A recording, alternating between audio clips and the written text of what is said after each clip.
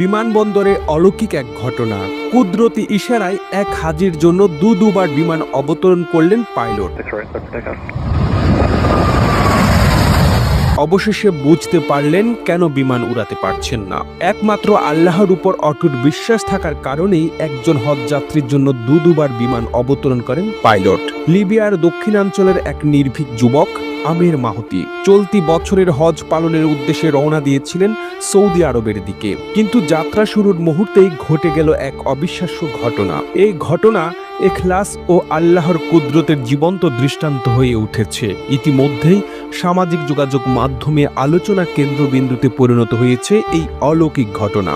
3 দিন আগের ঘটনা। ঘড়ির কাঁটায় ঠিক 12টা, দুপুরের হজ ফ্লাইটের নির্ধারিত সময়। আমের ছিলেন তার দলের সর্বশেষ হাজি, যিনি মিশর হয়ে সৌদি যাওয়ার জন্য ট্রিপলি বিমানবন্দরে পৌঁছান। কিন্তু এয়ারপোর্টে পৌঁছানোর পরই নিরাপত্তা কর্মকর্তা তাকে জানান তার পাসপোর্ট সংক্রান্ত একটি সিকিউরিটি ইস্যু দেখা দিয়েছে, যার কারণে তিনি প্লেনে উঠতে পারবেন না।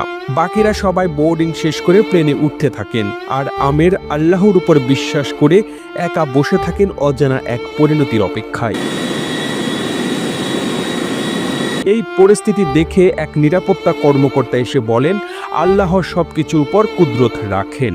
হয়তো এই হজযাত্রা আপনার কপালে ছিল না, কিন্তু আমের ভয় পাননি। মুখে ছিল দৃঢ় বিশ্বাস। জবাব দিলেন, ইনশাআল্লাহ প্লেনটি উড়বে না, আবার ফিরে আসবে। আমার নিয়ত হজের, ইনশাআল্লাহ আমি অবশ্যই যাব। তার বিশ্বাসের সঙ্গে জবাব দেওয়ার কিছুক্ষণের মধ্যেই ঘটে গেল প্রথম অলৌকিক ঘটনা। এয়ারপোর্টের ঘোষণা এলো প্লেনটিতে যান্ত্রিক ত্রুটি দেখা দিয়েছে, আর সেটি এখনই ফিরে আসছে। বিমানবন্দরে সবার চোখ এখন উপরে, কিন্তু তাতেও পাইলট আমেরের জন্য দরজা খোলেননি। দ্বিতীয়বারও আমেরকে ছেড়ে প্লেনটি উড়ে গেল। দ্বিতীয়বার ফেরা প্লেনটি আবারও সমস্যার সম্মুখীন হয়। এবার মৌসুমী ঝড় ও আবহাওয়ার কারণে প্লেনটি নিরাপদে আবার মাটিতে ফিরে আসে। তখন পাইলট নিজেই বলেন, আল্লাহর কসম আমি আর বিমান উড়াবো না যতক্ষণ না আমের প্লেনে ওঠেন। অবশেষে প্লেনের দরজা খুলে দেওয়া হয় শুধু আমেরের জন্য, আর তিনি উঠে পড়েন সেই বিমানে। সৌদি আরবে পৌঁছে হজ পালনকারী এই যুবক একটি ভিডিও বার্তায় বলেন, আমার আনন্দ ভাষায় প্রকাশযোগ্য নয়। আল্লাহ তার কুদরত দেখিয়েছেন, আল কাহার, যিনি নিয়মও ভেঙে দিতে পারেন।